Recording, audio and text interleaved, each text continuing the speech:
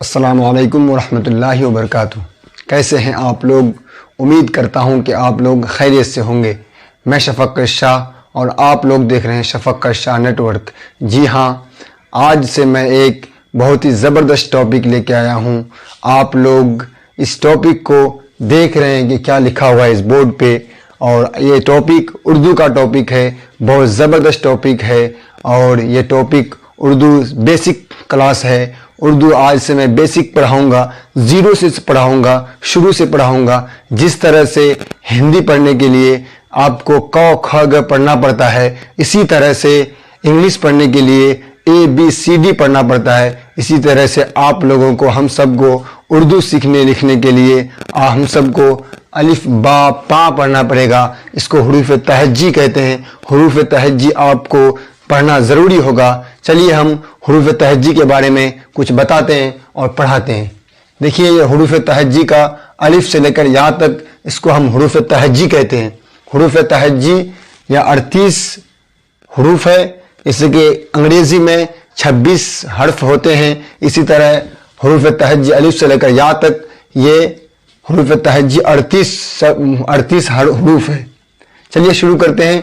इस उच्चारण को समझना है कि उसका उच्चारण क्या निकलता है, जुबान से निकलता है क्या। अलिफ निकला तो क्या निकलता है। अलिफ का उच्चारण औ होता है, इसी तरह बा का उच्चारण बौ होता है। चलिए, अलिफ का उच्चारण औ हुआ, इसी तरह बा का उच्चारण बौ हुआ, पा का उच्चारण पौ हुआ, ता का उच्चारण टौ हुआ, ता का उच्चारण टौ हुआ, और सा का उच्चारण सौ हुआ, जीम का उच्चारण जौ हुआ, चा का उच्चारण चौ हुआ, और हा का उच्चारण ह हुआ।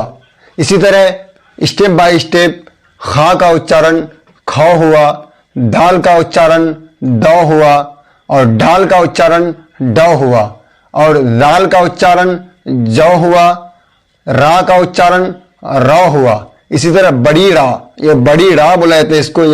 ये थोड़ा सा छोटा सा ये दिया हुआ रहता है, इसको बड़ी रा कहते हैं। इस बड़ी रा का उच्चारण रौ होता है, बड़ी रौ, और जा का उच्चारण जौ, और ये भी जा बोला जाता है इसको। उर्दू में ये भी जा होता है। ये उपयोग कम होते हैं, मगर इसके ये किताब में लिखे हुए हैं। हुरूफ तहज्जी में ये भी हर्फ है, इसलिए ये जा है, तो इसको भी जौ पढ़ते हैं। और जा का मतलब होता है, ये नुक्ता वाला जौ होगा।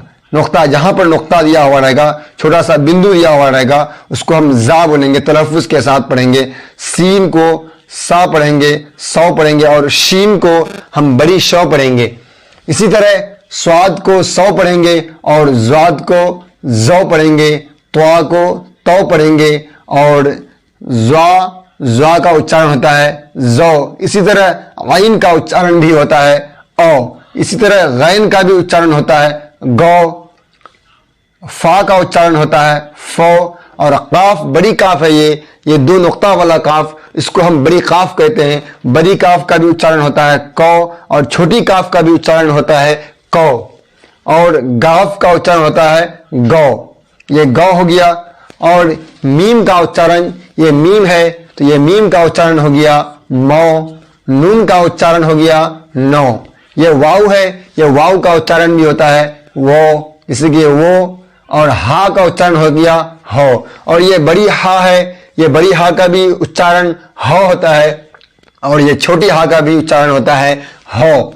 इसी तरह हमजा का भी उच्चारण, ये हमजा और अलिफ दोनों एक ही उच्चारण, दोनों का एक ही उच्चारण होते हैं। ये औ, इसी तरह ये औ, दोनों हमजा का उच्चारण औ होता है। और ये या, इसका भी उच्चारण य होता है, और ये भी या का उच्चारण य होता है। चलिए, हम ये हमारे हुरूफ तहज्जी के बारे में हम तो बता दिए। अब जो स्टेप आने वाली क्लास है वो ज़बर, ज़ेर, पेश, जज़म, तशदीद, मद, इसको ये कहाँ लगते हैं, इसे कैसे पढ़ा जाता है, इसके बारे में हम डिटेल्स बताएंगे अगले क्लास में। और यहीं तक के लिए बाय।